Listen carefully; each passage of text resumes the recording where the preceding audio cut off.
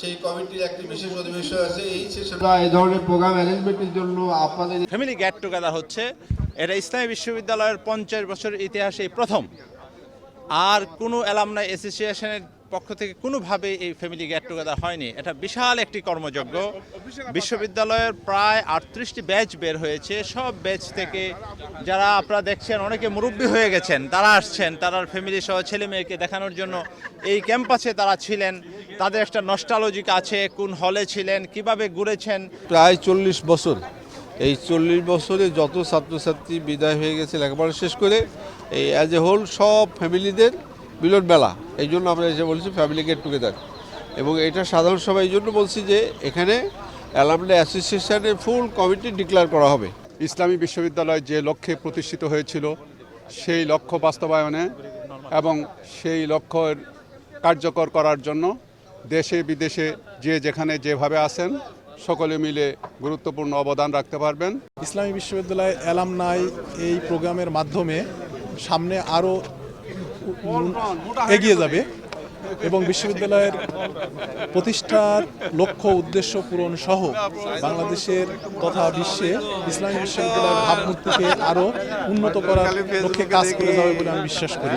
অনেকদিন পরে মনে হচ্ছে আমার প্রাণের ক্যাম্পাসে অনেক প্রাণবন্ত চেহারা, আমার অনেক সিনিয়র ভাইদেরকে দেখছি যারা বিভিন্ন অ্যালামনার পক্ষ থেকে এসেছেন। এবং এই বিশ্ববিদ্যালয়ে আমার মনে হয় যে প্রতিটি গাছ লতা পাতা সব আমার প্রাণের ক্যাম্পাসের আমার সব কিছু। আমি আমার বিশ্ববিদ্যালয়কে এতটা ফিল করি এবং সেই বিশ্ববিদ্যালয়ে এত বড় একটা প্রোগ্রাম হচ্ছে, আমি এই জন্য অনেক আনন্দিত, অনেক ভালো লাগা।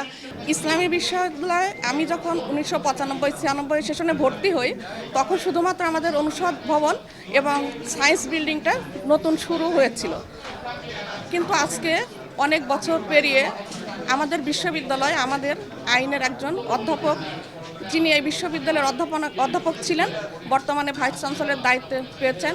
ওনার সুদৃঢ় নেতৃত্বে বিশ্ববিদ্যালয় অনেক দূর এগিয়ে যাবে বলে আমি আশাবাদ ব্যক্ত করছি। এই অনুভূতি আসলে খুব সংক্ষিপ্তভাবে বলাটা খুব দুরূহ, এই জন্য কারণ স্মৃতিটা অনেক দীর্ঘ। আমি এই বিশ্ববিদ্যালয়ের একদম প্রথম ব্যাচের ছাত্র থেকে অনেকেই চিনি, যদিও আমার শিক্ষা জীবন শুরু হয়েছে 92-93 শিক্ষাবর্ষ দিয়ে।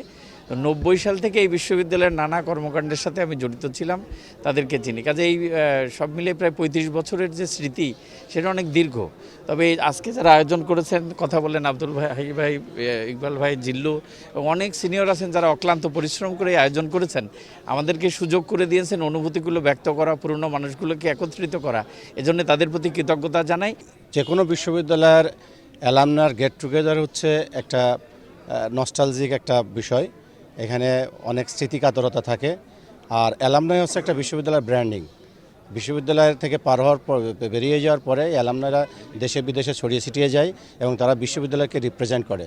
ফলে সেই রিপ্রেজেন্টেটিভদের আবার এক জায়গায় এসে তাদের নিজের নিজস্ব প্রতিষ্ঠানে মিলন ঘটানো, এটা যেমন একদিকে তাদের স্মৃতিকাতরতা, অন্যদিকে বিশ্ববিদ্যালয়কে আরও সামনের দিকে এগিয়ে নিয়ে যাওয়ার একটা বড় ধরনের মাইলস্টোন হিসেবে কাজ করে।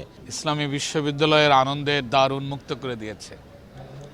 যেমন বসন্ত এসেছে আমাদের হৃদয়ে, আমাদের প্রকৃতিতে, সেভাবেই আজকের এই মিলন মেলায় আমি মনে করি ইসলামী বিশ্ববিদ্যালয়ে একটা বসন্তের উৎসব আয়োজিত হয়েছে।